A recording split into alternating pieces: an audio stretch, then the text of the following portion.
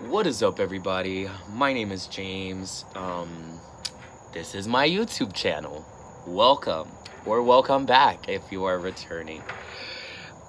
So today, one of the videos that I wanted to make, this video specifically, is going to be about trans people in spiritual communities, gender non-conforming people in spiritual communities, non-binary individuals within the spiritual community. So I feel that I need to not be careful with what I say, because I feel like my heart comes from a really good place. But even people, when they have the best of intentions, sometimes they can do more harm than good, especially in the conversation that we're about to have. So I'm just trying to mentally gather myself and get myself all together before I really jump into this. So what we're going to talk about today is the lack of spiritual representation and some of the reasons that are given for that lack of representation in the spiritual community, specifically as it pertains to trans people or people that live a non-binary existence. So what is the issue? The issue is that I myself, as a gay man, have been given some of these reasons for exclusion. So it's kind of like, oh, I don't have anything against you, I just don't initiate gay people. Or I don't initiate a trans person in the gender identity that they identify with. So you have many trans people that have some issues as it pertains to their gender representation as they are traversing the spiritual realm and spiritual community, etc. So I am not a trans person. I am a cis man. So I was born a man. I present myself as a man, but my gender expression is also very fluid at times. My understanding of my gender is very fluid at times, as I feel like it should be.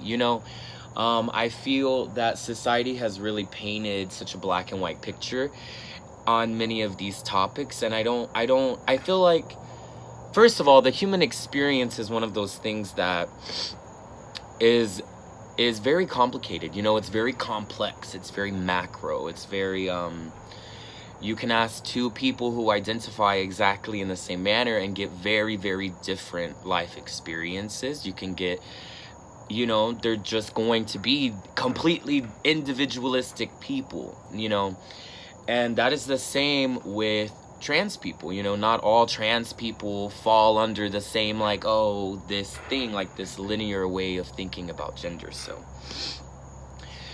one of the things that I have definitely noticed that I wanted to bring up, I guess I'm going to jump into some of the issues, and then I'll talk about some of the larger, the big picture that is being missed here.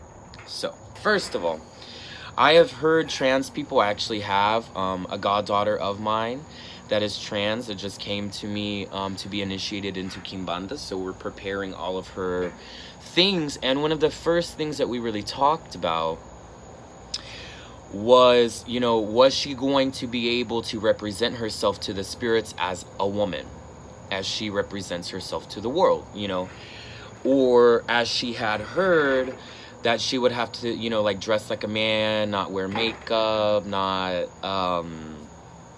not be overtly feminine or something of that capacity. And I told her then, and I continue to tell her, no, absolutely not. You are you're a woman. I almost said her name. You're a woman, and that is how I will treat you. That's how the spirits are going to treat you. The spirits are very much so concerned with our heart and what it is that we do with our life and what we do with our strengths and what we do with our gifts. And they're also concerned with our weaknesses and the aspects of ourselves that hold us back from growing and becoming better human beings. So my spiritual house, Ocha, and no, let me rephrase before the internet explodes and like whatever. I do not have a spiritual house. I'm not the elder of a spiritual house. I am in a spiritual home. And thankfully, my godfather in Ocha, the person that will crown me, the person that tends to my head and cares for me, is very open-minded and is very understanding about a lot of these things. So there's a sense of inclusion there within like our smaller Ocha community, that is like the house that we're a part of, is a little bit more progressive, I guess, is a way that you could look at that. And I just don't find many people in our spiritual house having the same type of conversations on these specific things and how they are portrayed, or how we even go into that conversation, or the understanding that is reached within that conversation itself. So that's thing number one, is trans people being told that they will have to be initiated as the gender that they were born, not the gender that they identify with. That is a personal thing that I disagree with. I know that may give me some whatever spiritual something there. People are very opinionated, and you know what, at the end of the day, I'm opinionated as well, and this is my channel and this is my opinion. And if you don't like it, don't watch my videos. I don't know what else to say. Like, I don't put myself out there as someone that has a master's degree in the ATRs, or knows everything that there is to know about the traditions and where that they come from. But what I can tell you is, if you look at human culture, what I can tell you is, in the past, things have not always been the way that they are today, as it pertains to gender, as it pertains to sexuality. Human nature has been much more fluid, much more accepting. In our Western imperialist society, we look at some of those things in ways that are unhealthy, I feel.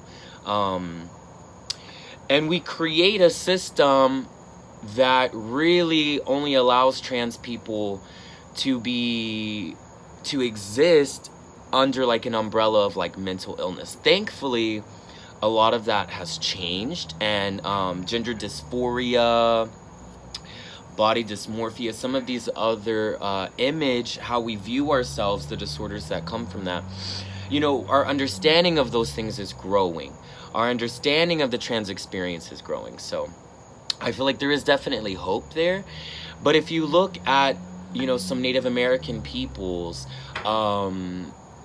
just people that have existed, like how we have handled trans people and the places that we allow them in our society has not always been so like, oh, this is how it has to be, this is the way that it is, like it hasn't always been that way, and I hope in my lifetime we can get back to a place where we stop having some of these conversations, because to me they're so like petty. Like, it is literally like the smallest of the smallest of the smallest things that you could pick to create such a big deal about, is how somebody dresses, or how somebody lives their life, or the name that person takes on. I've met spiritual people that have met trans people, and they have told them their name, their preferred name, so not their legal name. And that person was like, no, but like, what is your birth name? That is the name that God knows you by. I'm sorry. I already, like, you've lost me there. You know what I'm saying? Like, my name is James, but I have many titles that the spirits know me by. Those titles were given to me as I was initiated, as a rite of passage was performed. So that title is now an aspect of my name. That is an aspect of who I am. When I'm doing Kimbanda work, I'm no longer James. I am Tata Pedra da Kalunga. the stone of the cemetery. So I just think that that's such a base level to have a conversation on, such a base level to deny someone comfortability in their own skin. You know, that's just, I feel like it is a very large disservice to the trans people in the spiritual community. So those were a few things. So we're going to get away from that side of the conversation, because like I feel like I could just get on a soapbox and I could like go and talk about some of these things that really like upset me as it pertains to trans people. Even though I myself am not a trans person, I am a trans ally. So, you know, there are many topics that I try and educate myself on. I try and open myself up to have more well-rounded experiences with people within that community, so that I can be more empathetic to them, so I can be more sympathetic to their struggles, and so that I can help create a community that's more inclusive and more conducive for trans people to come in and continue being themselves, you know. So the way that I see the trans experience, I believe that it is inherently spiritual. It's an inherently spiritual process, and it could be for all people. Now, the reason I feel like this is a trans-specific experience is because when you look at the struggle that many trans people have to go through in order to assimilate the different sides of themselves, you know, their physiology with their personality, their body with their mind, you know, they go through an active process of assimilation, of integration, that many people, cisgendered people, many people, they come into a world, and because there's not a personal pressure to understand or explore or express in a different way than they were told to, that's just how they live their life, you know. There are other people that come into this world and they do not accept the status quo for themselves. They do not accept, you know, this is what I was told, this is how I have to live my life, because who they feel they are disagrees with that status quo that has been placed upon them as soon as they entered the world. Like, that in and of itself is just crazy, insane, but all right. Because if you look at masculinity, if you look at femininity, you have cis women, cis females, women that were born female that present themselves female, but they're very masculine in their expression. That doesn't make them less of a woman. You know, they're not seen as less as a woman. They're just seen as maybe like tomboyish or more masculine or whatever. You have masculine cis men that are just naturally more feminine. They're more effeminate.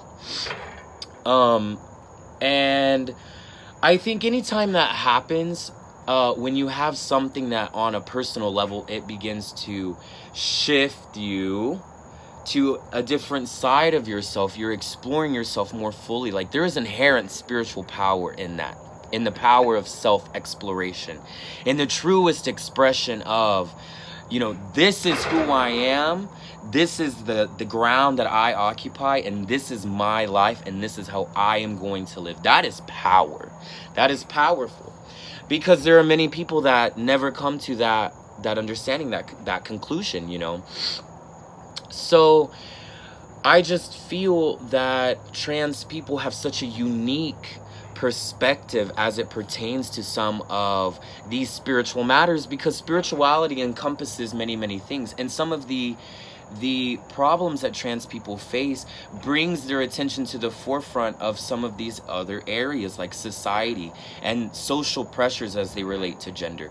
You know, those are specific areas that where if you were not a trans person, you may not experience that to the same level of intensity that a trans person would. You may not have to form an opinion, such a well-developed opinion in those particular avenues, because you're not living that experience. You know, that makes complete sense to me. It may not make sense to anybody else, but it makes sense to me. I just think that spirit, you know, spirit is the omnipotent presence that exists within all of human consciousness, within all walks of life, within all colors, within all creeds, denominations, and things. Like, we're all very interconnected, and I think that it's just sad that in addition to trans people having to fight for their place in society, oftentimes in their own families, oftentimes just to be understood as who they are, that's another barrier that we place in their way. I feel that is just a disservice, is putting it lightly. So I think, it's very important when you meet someone new that you take into consideration the crux of who they are, their life experience, what they are coming to the table with. And from that, you look at it and you develop an understanding of, have a good day, Ma, I love you. That, these are their strengths. This is where we need to focus. And, a trans person coming into a spiritual house is not going to do well if they don't feel like they're accepted or wanted in that house for who they are. I find that many trans people kind of feel that, they paid the money, they had a reading done, their spirits were marked, their orishas were marked, whatever have you. But because of whatever, they were not taken deeper. That is just pathetic. I'm sorry, but that is pathetic on the part of these priests and these priestesses and these people that are supposed to represent the spiritual community. Like, it's abysmal. It's abysmal to me that you are creating, you're help sustaining an environment of animosity, of indifference, of misunderstandings, of, if you want to be in this space, these are the ways that you have to be in this space. No, that's not, I don't think that's how this is supposed to go. I just don't. And I think trans people have a very important role to play in the spiritual awakening that's happening in the time that we are living in currently, within the more socially conscious society that we are living in currently. There are many topics when I was a kid that you did not see them being discussed. You didn't hear them being discussed. There were not, and now in today's time, that's like the forefront of the conversations that we're having. And so I definitely, as a spiritual member of this community, as a priest, as someone that is preparing their head to be crowned, I want to create in myself and in the world that I live in inclusion and respect and mutual respect, and an understanding that there is not something besides your character and how you choose to live your life, your heart. And when I say live your life, I'm not talking about the clothes that you put on, whether or not you choose to do any type of beautification rituals or wear makeup or anything like that. What I am speaking of is your heart. Are you a person of integrity? Are you a person of good character? Are you a person of trust? That is what spirit is concerned with, and that is what I concern myself with. So that is the very base level of my understanding of the trans experience as it relates to spirituality, as it relates to the ATRs, Kimbanda, Palo, Ocha, all of these different things. So I just wanted to, throw my 2 cents into the bucket and see what you guys thought on this topic. I implore all of my trans brothers and sisters out there to reach out to me if you need spiritual guidance.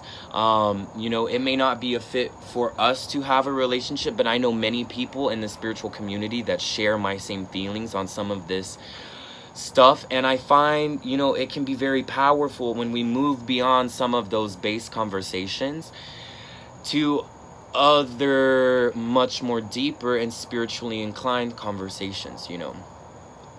I believe that we all have to extend a hand if we all want to rise and we want our world to be better, and that is addressing some of the things that make us uncomfortable, and that is letting go of some of the anger and the misunderstanding that we may have in some of these respects. You can't just treat every single person the same just because of the way they came out of the womb. That is insane to me. Like, we're all very, very, very different people, and it's like trans people are expected to regress back to who it was that they were when they exited the womb. And it's not to say who they are now is not that person. And that is the point that I am arguing, is like, we're trying to push them back into something that they have outgrown. Like that constricted level of understanding of like gender, of this and of that, and like, this is what I have to do. Like, they've already outgrown that. So why are you trying to push them back into a box where it's like, oh, I understand that you identify as a man or you identify as a woman, but we have to initiate you as your birth sex, because that's the only way the spirits will be able to see you?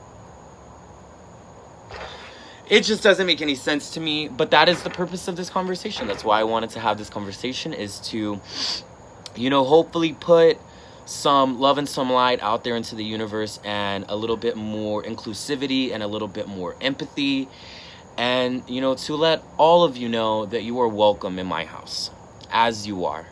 So Spirit loves you, God loves you, and they welcome you as you are. They lift you and appreciate you for your struggle and the way that you are inherently different and unique. And that is not something that you need to disregard. That is something that society needs to celebrate. That is the problem. So those are my thoughts on that. I hope you all have a fantastic Monday. Ma ferifuna legua. I woke up super early after work, and so I'm just having a very lovely morning, and I wanted to, you know, just take a moment and really articulate myself and try and get my thoughts out there in a way that, you know, represents how I feel and how I think, and some of the changes that are happening in my life, and all of that awesome stuff. So many blessings to you all. I hope this message finds you well wherever it is that you are, and please take care of yourself.